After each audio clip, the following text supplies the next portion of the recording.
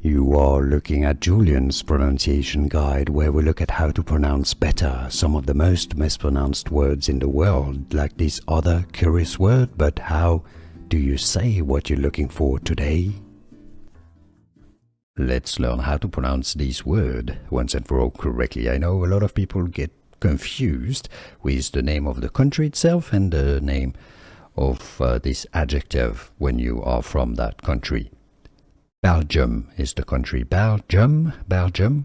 Now, the adjective here is Belgian. So it's the same. Belgian, but with an N sound at the end. Belgian. Replace the GI with a J. By the way, if you want to learn country names, I've got more videos for you. You should listen to Belgian. Belgian from Belgium. Belgian. The adjective here, how to pronounce English pronunciation.